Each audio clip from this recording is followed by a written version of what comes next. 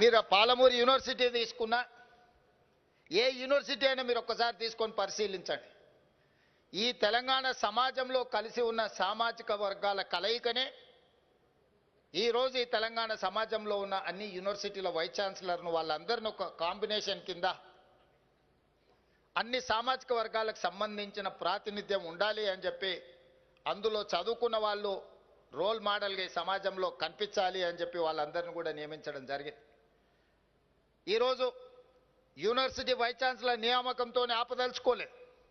Teaching non teaching staff మీద నేను అందుకే వైస్ ఛాన్సలర్లు నియామకం జరిగిన తర్వాత అందరినీ వ్యక్తిగతంగా ఆహ్వానించి కలిసి వాళ్ళందరితో మాట్లాడి, మీకేదో ఒక పని కల్పించడానికో లేకపోతే పునరావాస కేంద్రంగా ఈ యూనివర్సిటీలను మీరు భావించకండి.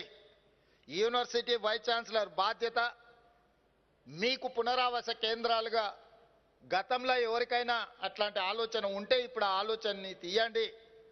ఈరోజు తెలంగాణ సమాజానికి కావలసిన చికిత్స అందించాల్సిన బాధ్యత మీ చేతిలో పెడుతున్నా. మీరు తక్షణమే టీచింగ్ నాన్ టీచింగ్ వేకెన్సీస్ ఎన్ని ఉన్నాయో వాటన్నిటి నియామకాలను పారదర్శకంగా నియామకాలు చేపట్టడానికి అవసరమైన చర్యలు చేపట్టండి అని వైస్ ఛాన్సలర్ అందరినీ నేను పిలిచి వాళ్ళందరితో మాట్లాడడం జరిగింది. నియామకాలే కాదు, సిలబస్ కూడా మనం చదువుకునే చదువుకు సమాజంలో ఉన్న అవకాశాలకు పొంతన లేకుండా పోతే కేవలం మనం పట్టాలు తీసుకొని బయటికి వస్తే మళ్ళీ నిరుద్యోగులుగా తెలంగాణ సమాజంలో మళ్ళీ కనిపించాల్సి వస్తుంది.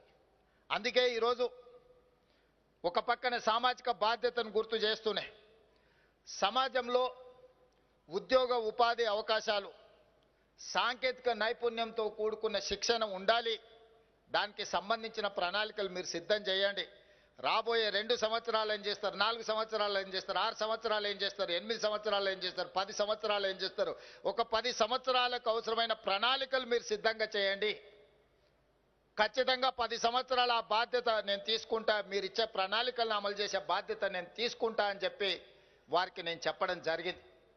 కొంతమందికి ఆశ్చర్యం అనిపించవచ్చు, 10 సంవత్సరాలు రేవంత్ రెడ్డి గారికి అవకాశం ఉంటుందని నేను బలంగా నమ్ముతున్నా.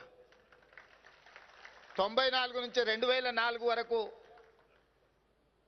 ఒక పార్టీకి 2 సార్లు అవకాశం వచ్చింది. 2004 నుంచి 2014 వరకు ఇంకొక పార్టీకి 2 సార్లు అవకాశం వచ్చింది. 2014 నుంచి 2024 వరకు ఇంకొక పార్టీకి అవకాశం వచ్చింది.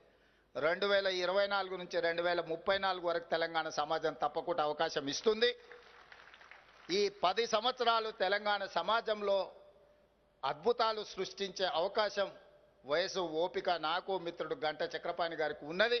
ఈ తెలంగాణ సమాజానికి ఏం కావాలనో అది అందించే బాధ్యత మాది.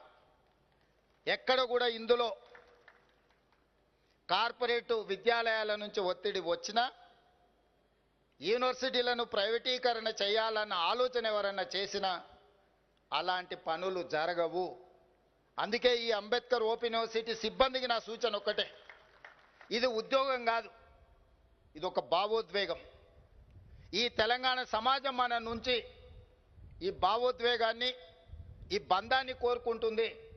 ఇక్కడ ఉన్న వాళ్ళు ఎవరైనా వేదిక మీద ఉన్న వాళ్ళు కానీ ఇక్కడ ఉన్న పెద్దలు ఎవరు కూడా ఉద్యోగం అనుకోవడం లేదు, ఇది ఒక భావోద్వేగమైన అనుబంధం అనుకుంటున్నారు. 100% ఈరోజు ఈ తెలంగాణ సమాజం ఒక గొప్ప ఆలోచనతోని నాలాంటి ఒక వ్యవసాయ కుటుంబం నుంచి వచ్చిన యువకుడికి ఒక అవకాశం ఇచ్చారు. ఈ అవకాశం మా వ్యక్తిగతమైన ప్రయోజనాల కోసమో లేదా రాజకీయ కక్షాపూరితమైన నిర్ణయాల కోసమో వాడుకుంటే మనం తెలంగాణ సమాజానికి అన్యాయం చేసిన వాళ్ళం అవుతాము. అట్లాంటి తప్పులు జరగవు ఈ ప్రభుత్వంలో అని నేను చెప్పదలుచుకున్నాను. Subscribe us and press the bell icon for more interesting updates.